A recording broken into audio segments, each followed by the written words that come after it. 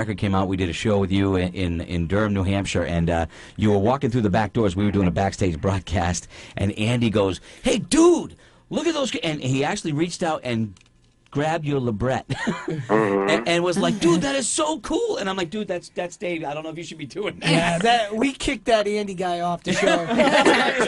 he's no longer with us. That's not true, but I'm sure he's... Okay. Yeah. If you were the first, it would have been some kind of a deal. But believe you me, that's like about the 10,000th time. So don't sweat it. Look, I kind of asked for it. They are in everybody's face. They're big pieces, projecting out of my chin. So they do scream, attention. So it's my own fault on a certain level. But you gotta be careful who you reach out and touch. I was just like terrified. I'm like, don't pull on him, don't pull on him.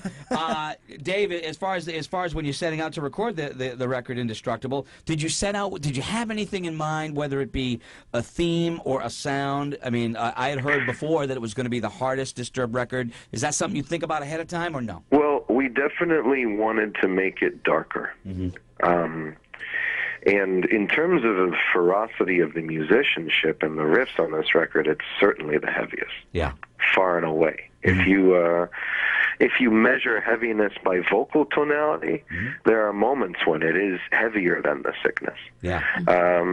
Because there's elements of vocal tonality that I did not even dare to go into on that first record that are exhibited on this one. Much darker, more sinister tones, and much more of that staccato nature that people associated with the first record. But at the same time, you have Danny, playing these amazing guitar solos. You have me expanding different parts of my range and getting big again on the choruses, and you have Mikey, finding even other ways of other polyrhythms that give you that tribal and primal vibe in order to lay the foundation for the song. So, and then you have John adding his trip hammer precision nature to his playing, and this record is an example of what we've evolved into. Yeah. Dave Draiman on the phone with us. Dave, I want to go off on another little direction because I noticed it on the website that you guys are you the band getting into drag car racing, or has this been a love of yours for some time? Because I'm seeing the Land of Confusion funny car. Yeah. We did that with the organization not too long ago. We love, all those kinds of sporting events. We're all about people utilizing our music for, sports on any level. Right. Whether it's, car racing, or it's NASCAR, or anything else, or whether it's football or hockey or any number of events. I mean, that we get from athletes all over the country, baseball. I mean, you name it. Everybody has come to us and said that they listen to us in the locker room, or they listen to us in the gym, or whatever. The music is meant for empowerment. That's what this record is meant, to make you feel strong.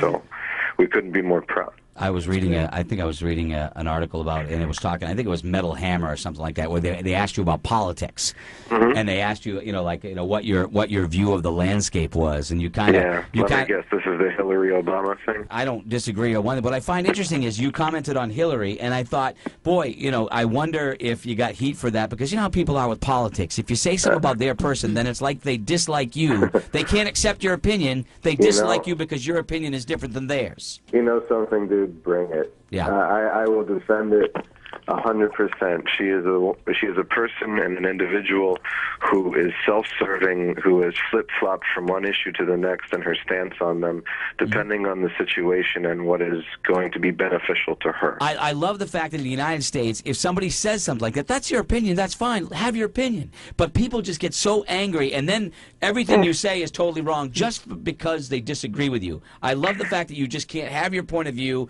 and be entitled to it. It's very interesting. That's what the United States is all about. That's what freedom of speech is all about. The minute that people are afraid of speaking their minds and their hearts is the minute that they don't deserve to be a part of society anymore. I think that you're given a gift. You have the ability of free speech. You have the ability of the exchange of thoughts with other people. And it's not that any one person is always right, but the beauty of it is that everyone is entitled to their opinion and is entitled to be respected for their opinion, and that's, the end result will be determined in the election. It won't matter what our opinions are at that point. Go ahead, Rokia. I'm writing you in. That's who I'm going to write in, and I'm going to write "Raise your fist to metal" right next to it. That's become one of our mantras on the show since we started to do that. August 5th, you're going to be at the Tweeter Center up here in New England. You psyched to get back out on the road, David? Oh, I'm dying for it, man. We're going to be practicing all week, and we head out on Friday to start touring. So we're chopping at the bit. As always, we look forward to seeing you, and look forward to hearing the whole record. The single is great, as we said. So it's always great to get a chance to talk to you, Dave. Thank you, brother. All right, all the best to you. Take care, guys. Bye-bye.